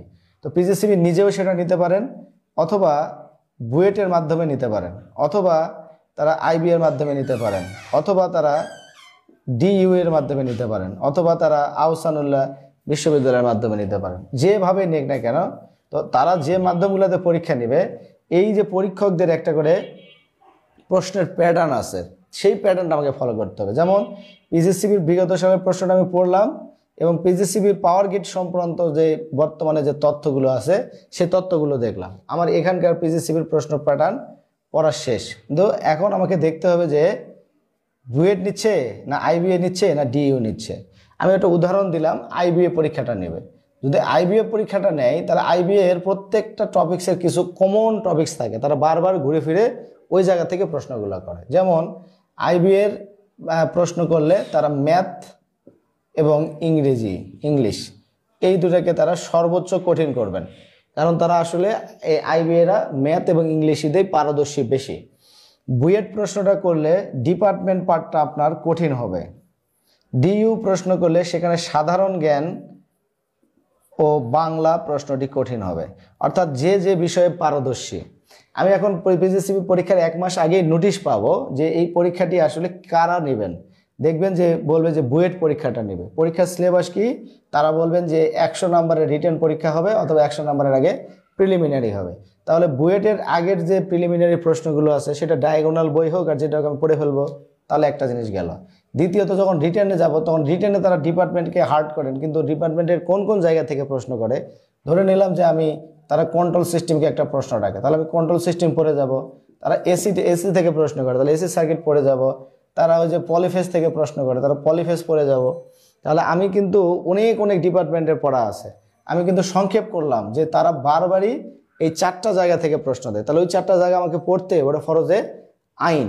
এরপরে আমি বাকিগুলো ধরে নেন যে ডিইউ পরীক্ষা নেবে সাধারণ জ্ঞান এবং বাংলা, এটা কঠিন হবে। কিন্তু সাধারণ জ্ঞান বাংলা কঠিন হলেও তারা নিজস্ব একটা পদ্ধতি ম্যানুয়াল ফলো করে, যে সাধারণ জ্ঞানে তারা প্রত্যেক বছর সংবিধান থেকে একটা প্রশ্ন দেয়, তাহলে আমি সংবিধান পড়বো। প্রত্যেক বছর তারা নদ নদী থেকে একটা প্রশ্ন দেয়, তাহলে নদ নদী পড়বো।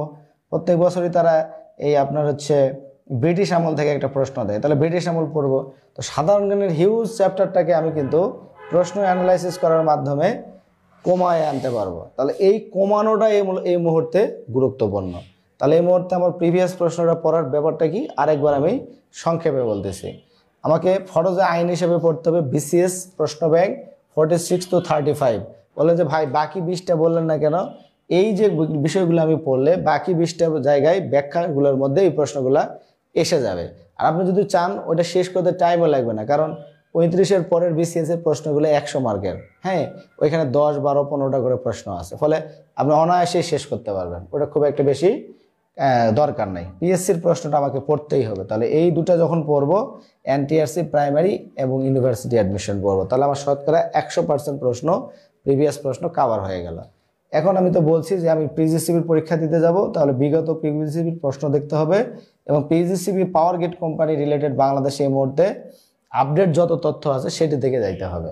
এরপরে খেয়াল রাখতে হবে যে পরীক্ষাটার এক্সাম টেকার কারা, এটা বুয়েট, আইবিএ না ডিইউ না কারা। যারা যদি বুয়েট হয় তাহলে ডিপার্টমেন্ট হার্ড করবে, আইবিএ হলে ম্যাথ এবং ইংলিশ হার্ড করবে, আর ডিইউ হলে সাধারণ জ্ঞান বাংলা হার্ড করবে। কিন্তু হার্ড করলেও তারা কোন কোন জায়গা থেকে প্রশ্ন করবে সেটি ওই পড়াটার মধ্যে দিয়ে আমরা বুঝতে পারবো, আর বুঝতে পারলে আমরা ওই জায়গাগুলোকে হাত দেবো, দেখবেন যে পড়াটা ইজি হয়ে আসছে।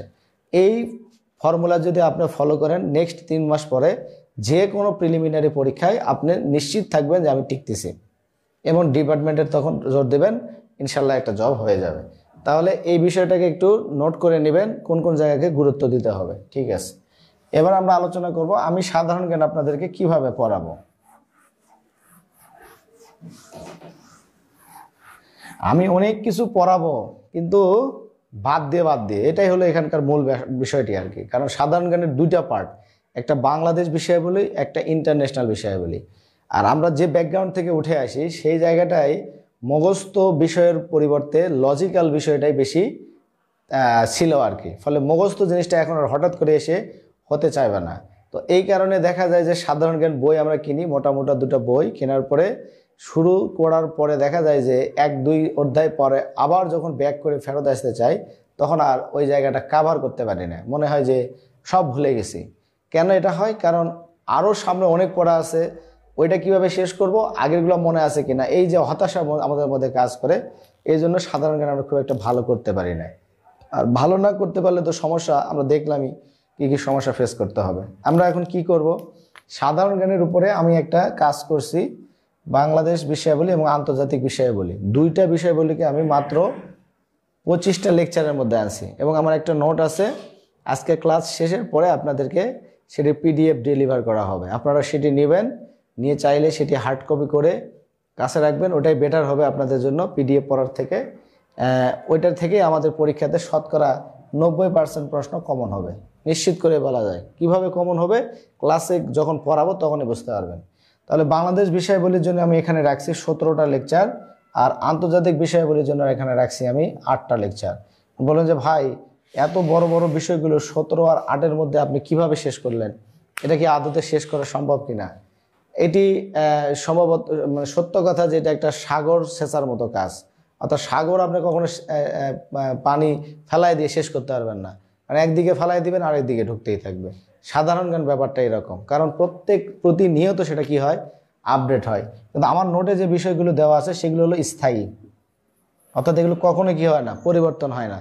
যেমন বাংলাদেশের সংবিধান, বাংলাদেশের নদ নদী, বাংলাদেশের মুক্তিযুদ্ধ, বাংলাদেশের ভাষা আন্দোলন, এগুলো সব স্থায়ী ব্যাপার। কিন্তু মাঝে মাঝে কিছু ইনফরমেশনের এদিক ওদিক হয়, সেগুলো আমরা ক্লাসের মধ্যেই যাচাই করে নেব। কিন্তু কিছু জিনিস আবার দেখা যাবে যে এখানে প্রতিনিয়তই পরিবর্তিত হয়। যেমন আপনাকে আমি একটা ক্লাসে পড়াবো যে বাংলাদেশে এই মুহূর্তে গ্যাস ক্ষেত্র কতটি, তো গ্যাস ক্ষেত্র দেখবেন যে কোনো জায়গায় আছে 29টি, কোনো জায়গায় আছে 30টি। তাহলে আমার সঠিক উত্তর কোনটি? তো 29টাও সঠিক উত্তর, 30টাও সঠিক উত্তর, কারণ 30 নম্বরটা আবিষ্কার হওয়ার পূর্বে 29টাই ছিল। তাহলে আমাকে কিন্তু আপডেট থাকতে হবে যে আরেকটা আবিষ্কার হয়ে গেছে। যেমন কারেন্ট অ্যাফেয়ার্স নভেম্বর মাসে পড়ছে 29টি, ডিসেম্বর মাসে আছে 30টি। ডিসেম্বর মাসে পড়াটা আমার হয় নাই, আমি কোনো একটা কারণে পরীক্ষার হলে চলে গেছি, আমি আর ওটা পড়ি নাই। তাহলে কিন্তু 29টা দিয়ে এসে আমি ড্যাম শিওর যে হ্যাঁ আমি রাইট করছি। তো এই কারণে সাধারণ জ্ঞানটা একটু কঠিন, যে প্রতিনিয়ত এটা কি হয়, পরিবর্তিত হয় একটা ইনফরমেশন। যেমন বাংলাদেশের মুহূর্তে নদীবন্দর হচ্ছে 53টি। হ্যাঁ, সর্বশেষ নদীবন্দর কোনটি? তো সর্বশেষ নদীবন্দর কিন্তু আমাদের হচ্ছে কুড়িগ্রামের চিলমারিতে, কিন্তু এর আগে ছিল ভোলা হচ্ছে আপনার ভোলাগঞ্জ বলা মনে হয়, সাদা পাথর সিলেটে। তো এই 52 নম্বরটা 53 নম্বরটা আমার তো 53 যে হয়ে গেছে এটা তো আমাকে জানতে হবে। তা আমি যদি স্থায়ী বইয়ের মধ্যে থাকি, কারেন্ট অ্যাফেয়ার্স না পড়ি, যদি আপডেট না থাকে, তাহলে কিন্তু দেখা যাবে যে এই জানা জিনিসগুলো ভুল হয়ে যায়। এই প্রশ্নগুলো আসার হার খুবই কম, ধরে নেন যে 10%, তারও কম। কিন্তু যদি আসে, তো আমার নোটের যে বিষয়গুলো আছে সেটি হচ্ছে স্থায়ী ব্যাপার, এবং অস্থায়ী যে ব্যাপার স্থায়ী আপনার হচ্ছে সাম্প্রতিক, সেটিও আমি আপনাদেরকে পড়ায় দেবো। অর্থাৎ মানে ভয় পাওয়ার কোনো কারণ নেই। আমরা বাংলাদেশ বিষয়াবলীর উপরে কি কি পড়বো? এখানে আমরা পড়বো শশাঙ্ক থেকে সিরাজউদ্দৌলা, একদমই মনে করেন যে বাংলার প্রথম হিরো এবং বাংলার শেষ যেই নবাব সেই পর্যন্ত একটা লেকচারে পড়বো। মনে করেন যে বাংলাদেশ বিষয়াবলীর বইয়ের 100 পেজের পড়া আমরা পড়বো মাত্র একটা লেকচারে, এবং বারবার এই যে প্রশ্নগুলো হবে আমার এই নোটের মধ্যে থেকেই প্রশ্নটা হতে হবে। দ্বিতীয় যে ক্লাসটি করব সেখানে আমরা পড়বো হচ্ছে ব্রিটিশ আমল বা ঔপনিবেশিক আমল, এই যে 200 বছর যে ব্রিটিশ আমাদেরকে শাসন করছিল তার যে কাহিনী আছে সেটা পড়বো। তৃতীয় ক্লাসে পড়বো হচ্ছে আপনার হচ্ছে ভাষা আন্দোলন। চতুর্থ ক্লাসে আমরা পড়বো যুক্তফ্রন্ট থেকে 6 দফা। দেখেন কত লম্বা ইতিহাস, বড় বড় আন্দোলন সংগ্রামের মধ্যে ঘটে গেছে, তা আমরা একটা ক্লাসের মধ্যে পড়বো, প্রশ্ন কমন হবে। 6 দফার পরে আমরা 69-এর গণঅভ্যুত্থান থেকে 70-এর নির্বাচন, এই 2 বছরের ঘটনাবহুল ঘটনাগুলো দেখব। 71-এর মুক্তিযুদ্ধের যে ঘটনাগুলো আছে, সেক্টর কমান্ডার বিভিন্ন বিষয়গুলো, সেটি দেখবো একটা ক্লাসে। এরপরে আমরা দেখবো হচ্ছে বাংলাদেশের সংবিধান, এটা পড়বো 3টা ক্লাসে, কারণ সংবিধানের A to Z আমরা জানবো। পড়ার জন্য পড়বো কয়েকটা অনুচ্ছেদ, বাট জানার জন্য সব কিছুই জানবো। এরপরে আমরা যা পড়বো হচ্ছে বাংলাদেশ পরিচিতি। বাংলাদেশ পরিচিতিতে কি কি পড়বো? আন্তর্জাতিক মানচিত্র, আন্তর্জাতিক মানচিত্রের বাংলাদেশ কোন অংশে, সেটাকে আবার জুম করে বড় করে আমরা দেখবো যে বাংলাদেশের সীমান্তে কোন কোন দেশ আছে, কোন কোন জেলার সাথে সম্পর্ক, কোন কোন অঙ্গরাজ্যের সাথে সম্পর্ক, সীমানা কতটুকু, সীমান্ত বাহিনী কি, ছিটমহল কি, হ্যাঁ, আন্তর্জাতিক অর্থনৈতিক সীমা কি, রাজনৈতিক সীমা কি, কর্কটক্রান্তি রেখা কি, হ্যাঁ, আপনার হচ্ছে নিরক্ষরেখা, এরকম যত কাহিনী আছে সব বাংলাদেশ পরিচিতিতে দেখবো। 13 নম্বরে আমরা বাংলাদেশ কৃষি নিয়ে আলোচনা করব। কৃষির সাথে তো শুধু কৃষি না, সেখানে শক্তি সম্পদ থাকবে, বনজ সম্পদ থাকবে, শিল্প সম্পদ থাকবে, আমার পাওয়ার সেক্টর নিয়ে কিছু প্রশ্ন থাকবে সেখানে। এটা গেল। 15 নম্বরে আমরা আলোচনা করব বাংলাদেশের নদ নদী নিয়ে, নদ নদী এবং হাওর বাওর যত কিছু আছে, বঙ্গোপসাগর সব কিছু, এবং প্রাকৃতিক দুর্যোগও সেখানে থাকবে। 16 নম্বরে পড়ব বাংলাদেশের জনশুমারি, আদমশুমারি, যেটাকে বলতেছি এখন, আগে ছিল আদমশুমারি, এখন জনশুমারি। এর সাথে অর্থনীতি, বাংলাদেশের অর্থনীতি পড়ব। এরপর 16 কি 17 যেটা বললাম আর কি, সেখানে আমরা পড়ব হচ্ছে বাংলাদেশের রাজনৈতিক দল ব্যবস্থা, সরকার ব্যবস্থা, এগুলো নিয়ে আলোচনা করব। এরপরে হচ্ছে সর্বশেষ বাংলাদেশের জাতীয় অর্জন, পুরস্কার, পদক এইসব বিষয় নিয়ে আলোচনা করব।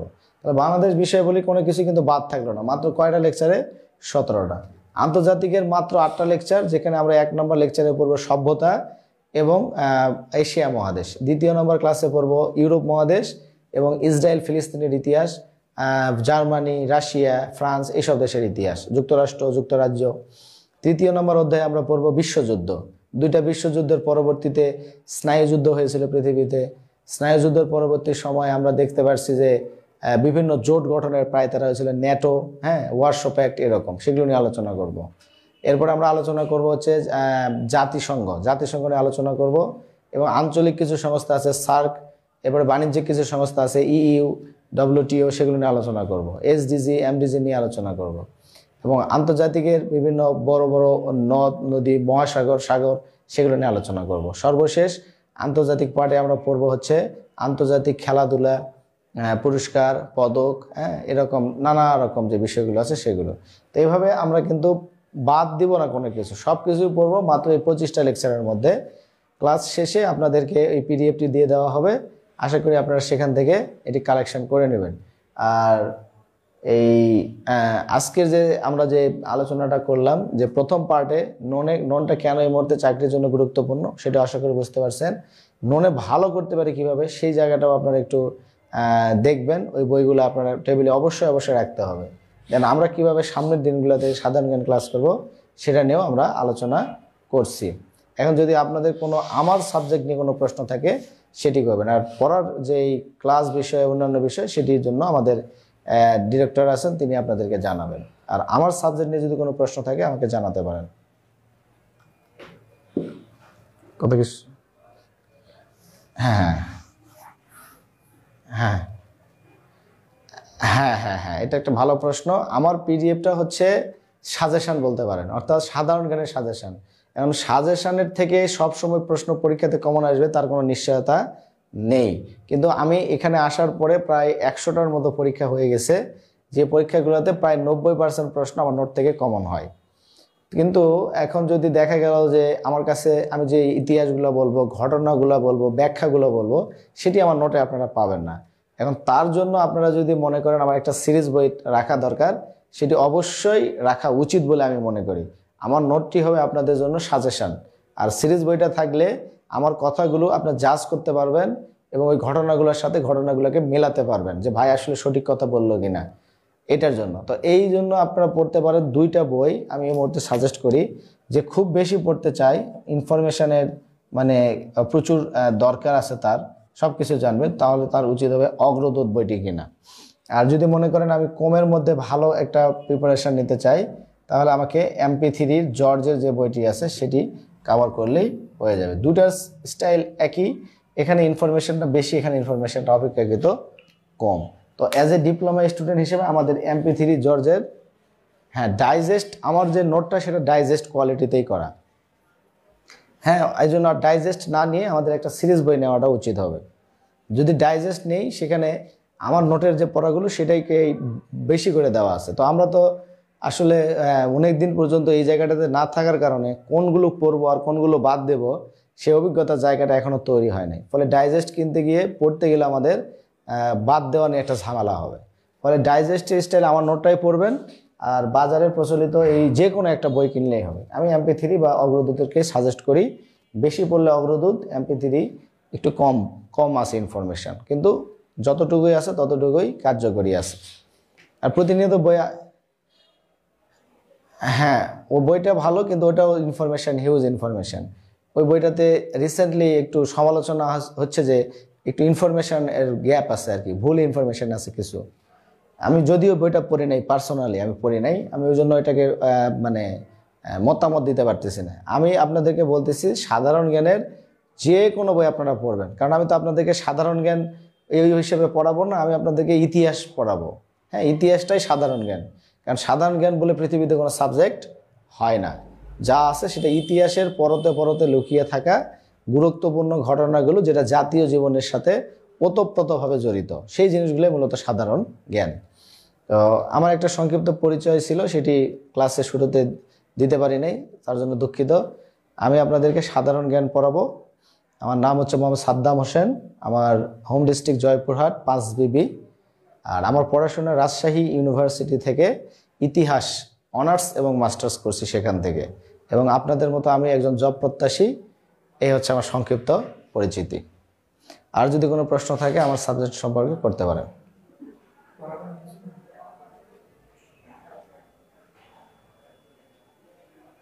আর কোচিং নিয়ে কোনো প্রশ্ন, ক্লাস নিয়ে কোনো প্রশ্ন থাকলে আমাদের ডিরেক্টর স্যার এখন জয়েন করবে, আপনারা তার সাথে কথা বলতে পারেন। বের হয়ে যাব নাকি?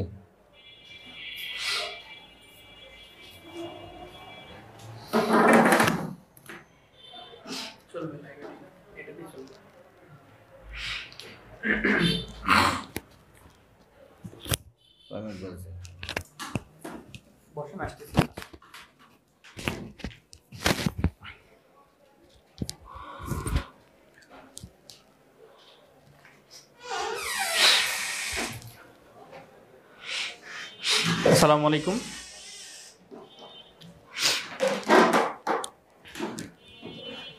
আপনারা কি শুনতে পাচ্ছেন আমাকে?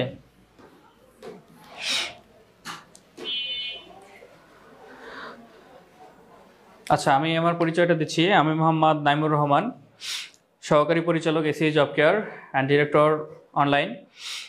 তো আমার সাথে আপনাদের এই পুরো কোর্সটা দেখা মানে সামনাসামনি তো দেখা হবে না, কারণ আমরা যেহেতু অনলাইনের মাধ্যমে পড়াশোনা করছি।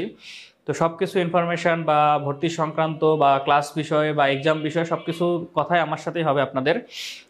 এখন আমি বলি যে আমাদের যে আজকের ব্যাচটা ফ্রি ক্লাস হচ্ছে, এই ফ্রি ক্লাস ব্যাচে অনেকের অনেক প্রশ্ন থাকে।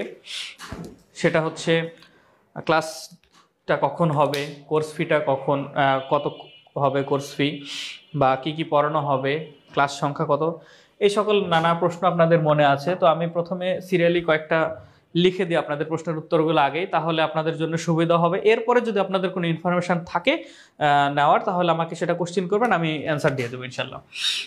প্রথম কথায় আসি, আমাদের টোটাল ক্লাস সংখ্যা কত হবে। ক্লাস সংখ্যা হচ্ছে মোট 350 প্লাস। 350 প্লাস, এটা হচ্ছে নন এবং ডিপার্টমেন্ট দুটা মিলে। যার থাকবে 130 প্লাস থাকবে হচ্ছে নন টেক, আর 220 প্লাস থাকবে হচ্ছে ডিপার্টমেন্ট ক্লাস।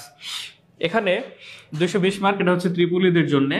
আমাদের যেহেতু এই ব্যাচটা মূলত ফুল কোর্সে যারা ভর্তি হবে তারা হচ্ছে নন এবং ডিপার্টমেন্ট ত্রিপুলি, আর যারা অন্যান্য ডিপার্টমেন্টের আছেন তাদের জন্য শুধু নন করার সুযোগ থাকবে। এখানে আমাদের 130 প্লাস হচ্ছে নন ক্লাস থাকবে, বাংলা, ইংরেজি, সাধারণ জ্ঞান এবং সাধারণ গণিত। আজকে আপনারা বাংলা এবং সাধারণ জ্ঞান ক্লাসটা পেয়েছেন। আমরা নেক্সটে সাধারণ গণিত এবং ইংলিশের উপরে আপনাদেরকে ক্লাস দেওয়ার চেষ্টা করব। আর যদি তার আগে ফ্রি ক্লাসগুলো অন্য টপিকের উপরে হয়ে যায়, তাহলে যারা পেইড বেসে ভর্তি হবে তারা বাংলা এবং সাধারণ জ্ঞান অথবা যে রুটিনে যে দুটো টপিক পড়বে সেই দুই টপিক শেষ করার পরে বাদবাকি দুটো টপিক শুরু হবে। আর ডিপার্টমেন্টে আমরা প্রথমে শুরু করব হচ্ছে ডিসি সার্কিট এবং ডিসি মেশিন অথবা এসি সার্কিট দিয়ে, এটা আমরা রুটিনে বলে দেব। তো সেটা শেষ করার পরে পর্যায়ক্রমে আমাদের প্রত্যেকটা টপিক শেষ করা হবে। প্রত্যেকটা ক্লাস জুম অ্যাপসের মাধ্যমে নেওয়া হবে, লাইভ ক্লাস। প্রত্যেকটা ক্লাস থাকবে লাইভ এবং সেই লাইভ ক্লাসের রেকর্ড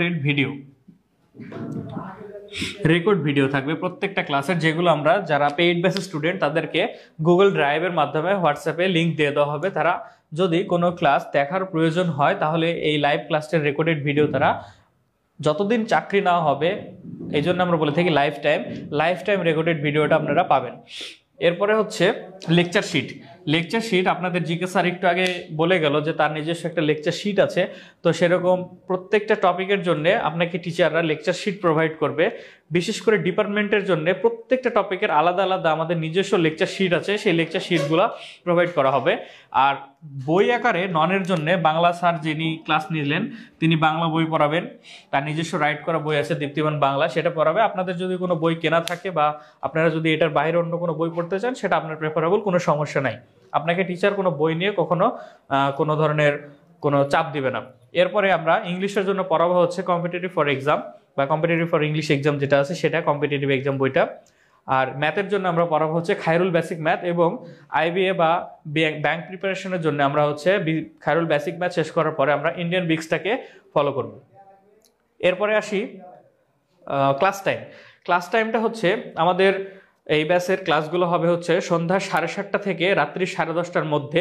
এটা হচ্ছে রুটিন দেওয়ার পরে আপনাদেরকে আমরা শিওরলি টাইমটা জানাতে পারবো যে কখন ক্লাসগুলো দেওয়া হবে। তবে সবগুলো ক্লাস সন্ধ্যা 7:30টার পর থেকেই শুরু হবে। সেটা 7:30 থেকে 8:30 হতে পারে, 8:30 থেকে 9:30 বা 9:30 থেকে 10:30। এই তিনটে টাইমের মধ্যে আপনাদের প্রতিদিন 2টা করে ক্লাস হবে। একদিন থাকবে নন, একদিন থাকবে ডিপার্টমেন্ট। সপ্তাহে 6 দিনই ক্লাস, আর একদিন থাকবে হচ্ছে এক্সাম। এবং আপনারা হয়তো আমাদের গ্রুপগুলোতে দেখেছেন আমাদের একটা এক্সাম চলমান রয়েছে, যে এক্সামের আজকে 5ম ফ্রি এক্সাম চলছে এবং 6ম এক্সাম আছে আগামী 16 ডিসেম্বর। এর পরবর্তীতে আমরা বিআরইবি এবং পিবিএস এর জন্য ধারাবাহিকভাবে আমরা প্রায় 3 থেকে 4টা ধাপে প্রায় 25টার মতো এক্সাম নিতে যাচ্ছি, যেটা আমরা এই সপ্তাহের মধ্যে ডিক্লেয়ার করব। যারা আমাদের স্টুডেন্ট তাদের জন্য সম্পূর্ণ এক্সামগুলো ফ্রি নেওয়া হবে, আর যারা বাইরের স্টুডেন্ট তাদের জন্য এক্সামের পেইড থাকবে, সেটা আমরা পরবর্তীতে জানাই দেব।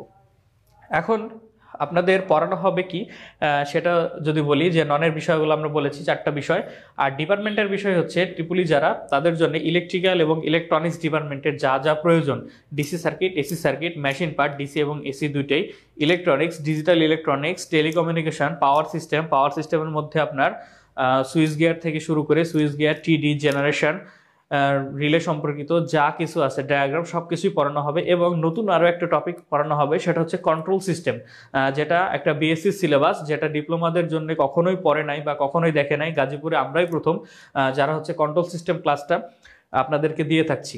এবং এই কন্ট্রোল সিস্টেম ক্লাসটা হচ্ছে আপনারা দেখবেন যে প্রত্যেকটা চাকরির পরীক্ষায় বুয়েটের কোশ্চেনে এখন মোটামুটি আসছে, যার জন্য আমরা কন্ট্রোল সিস্টেম ক্লাসটা খুব দ্রুত আপনাদের দিয়ে দেব।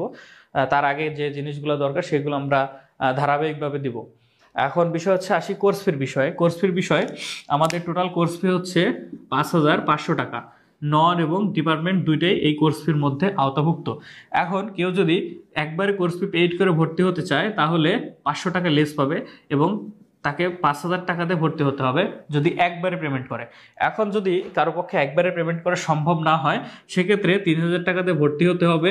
3,000 টাকা দিয়ে ভর্তি হবেন ভর্তির সময়, ভর্তির পরবর্তী মাসে দেবেন 1,500 টাকা, এবং তার পরবর্তী মাসে দেবেন 1,000 টাকা। এই 3 ধাপে আপনি ভর্তিটা হতে পারবেন এবং কোর্সটা নিতে পারবেন। সেক্ষেত্রে আপনি আর এই ডিসকাউন্টটা পাবেন না। যারা একবারে পেমেন্ট করবে তাদের ক্ষেত্রে 500 টাকা ডিসকাউন্ট, আর যারা একবারে পেমেন্ট করবে না তাদের ক্ষেত্রে 5,500 টাকা কোর্স ফি ফিক্সড। আর আপনাদের যদি কোনো কোশ্চেন থাকে তাহলে সেটা বলতে পারেন। এখানে আরেকটা কথা বলি, অনেকে শুধু নন বা শুধু ডিপার্টমেন্ট পড়তে চায়, তাদের জন্য বলি শুধু নন পড়লে কোর্স ফি আসবে হচ্ছে 3,500 টাকা, 3,500 টাকা শুধু নন ডিপার্টমেন্ট 4টা সাবজেক্টের জন্য। আর যারা শুধু ডিপার্টমেন্ট পড়বে তাদের জন্য কোর্স ফি হচ্ছে 4,500 টাকা। এটা ইন্ডিভিজুয়ালি শুধু নন এবং শুধু ডিপার্টমেন্টের কোর্স ফি এটা। আর যারা একবারে প্যাকেজ নেবে তাদের জন্য 5,500 টাকা ফুল কোর্স। এখন যদি আপনাদের কোনো কোশ্চেন থাকে তাহলে আমাকে বলতে পারেন। আমাদের ক্লাস টাইমটা আর বেশি সময় নাই, আর মাত্র 5 মিনিট আছে। আমরা 5 মিনিটের মধ্যে আপনাদের সকল কোশ্চেনের উত্তর দেওয়ার চেষ্টা করব।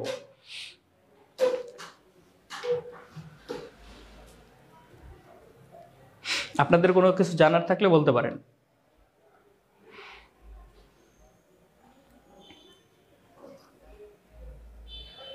আমাদের 3টা ফ্রি ক্লাস দেওয়া ছিল, 6 তারিখ, 7 তারিখ, 8 তারিখ। আজকে একটা ক্লাস হলো, 7 তারিখ একটা হবে, 7 তারিখেও সেম 2টা ক্লাস হবে ডিপার্টমেন্টের, 8 তারিখেও আমাদের 2টা ক্লাস হবে ডিপার্টমেন্টের। তারপরে আমাদের পেইড ব্যাচের ক্লাস শুরু হয়ে যাবে।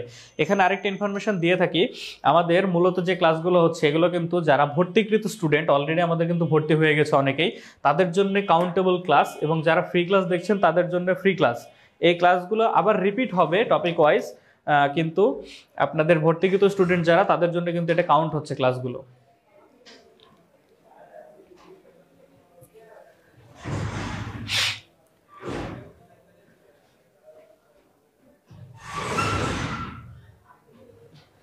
এখানে 350টা ক্লাস, পার ডে হচ্ছে 2টা ক্লাস। মানে আপনি যদি হিসাব করেন যে আপনার 4টা সপ্তাহ মাসে, আপনি আনুমানিক ধরেন 4টা সপ্তাহ মানে আপনাকে পার ডে 2টা ক্লাস হলে আপনার মাসে হবে 48টা ক্লাস। 48 ক্লাস হবে পার মান্থ।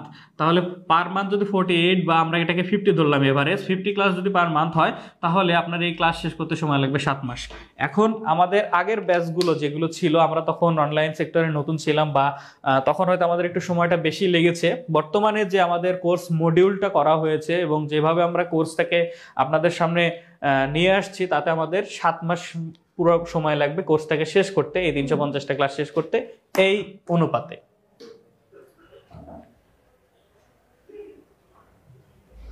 আর কোনো কোশ্চেন?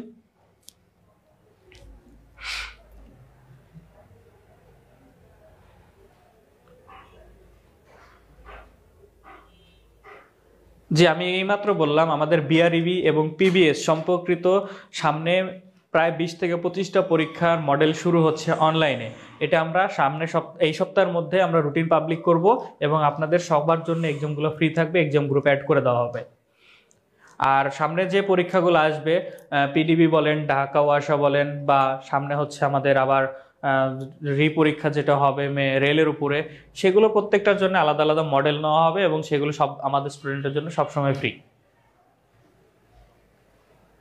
আর আরেকটা তথ্য আপনাদেরকে দিয়ে রাখি, আমাদের যে এসএই জব কেয়ারের যে চ্যানেলটা আছে, আপনারা এখানে একটু ঢুকে দেখবেন, SAE job care YouTube channel, এইটা লিখে সার্চ করলে আপনারা একটা ইউটিউব চ্যানেল পাবেন। এই চ্যানেলে ঢুকে দেখবেন আমরা বিআরইবি, এমইএস বা বিভিন্ন পরীক্ষা সম্পর্কিত পরীক্ষার প্রশ্ন প্যাটার্ন, সিলেবাস সব কিছু আমরা এখানে দিয়ে থাকি এবং আমাদের ডেমো ক্লাসগুলো এখানে দেওয়া আছে। এখানে আমাদের এই নামে ফেসবুক চ্যানেল, ফেসবুক পেজ আছে, ফেসবুক গ্রুপ আছে এবং ইউটিউব চ্যানেল আছে, সব কিছু ইনফরমেশন আপনারা এখানে পেয়ে যাবেন। আর যারা ভর্তি হতে চান তারা অবশ্যই হোয়াটসঅ্যাপ গ্রুপ থেকে যেহেতু ক্লাসগুলো দেখছেন, তাহলে ওখানে আমি অ্যাডমিন আছি, আমাকে এসএমএস করলেই হবে, পার্সোনালি একটু ইনবক্স করবেন যারা ভর্তি হবেন।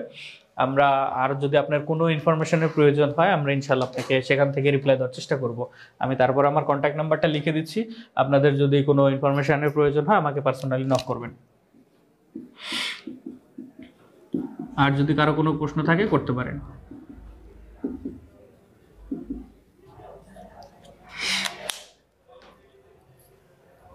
আর কোনো প্রশ্ন আছে ভাই কারো?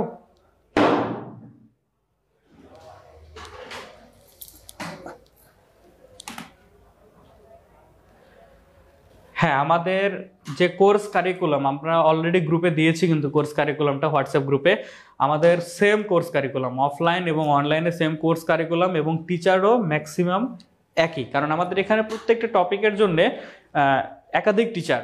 শুধু ননের টিচারগুলো আপনারা অনলাইন অফলাইন সেম পাচ্ছেন, আর অফলাইন এবং ডিপার্টমেন্ট টিচারগুলো ম্যাক্সিমামই সেম পাবেন, অনলাইন এবং অফলাইন। দুই একটা টিচার হয়তো সময় শিডিউলের জন্য দেখা যাচ্ছে তাদের ক্লাসগুলো অনলাইন এবং অফলাইন এক জায়গায় করা যায় না, অথবা দেখবেন সবসময় আমাদের সব টিচারই একই টিচার ক্লাস নেবে অফলাইন এবং অনলাইনে।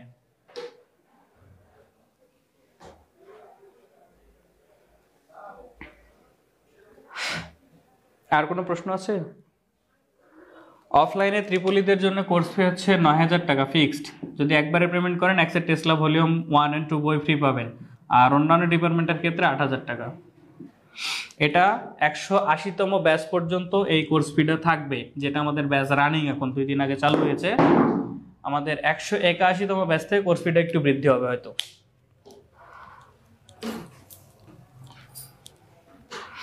যদি কারো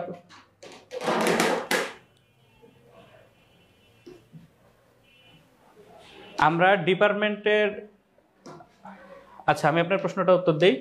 আমি ডিপার্টমেন্টের প্রত্যেকটা টপিকের উপরে পিডিএফ দিব, আর ননের জন্য আমাদের টিচাররা যে বই সাজেস্ট করবে সেই বই, অথবা আমরা সে টিচার যদি কোনো পিডিএফ দেয় সেই পিডিএফ। এর বাহিরে ডিপার্টমেন্টের জন্য আপনাকে টেসলা এবং রেজোনেন্স বইটা ফলো করতে হবে। টেসলা এবং রেজোনেন্স এই দুইটা বই, কারণ এই দুইটা বই তো সম্পূর্ণ শেষ করানো হবে। এর পাশাপাশি আমরা যে শিটটা করাবো সেই শিটে আপনাদের যত ধরনের ইংলিশ রাইটারের প্রশ্ন দরকার এবং চাকরির বিগত 20 বছরের পরীক্ষা যা কিছু দরকার সব কিছু আমাদের নোটে তুলে দেওয়া আছে।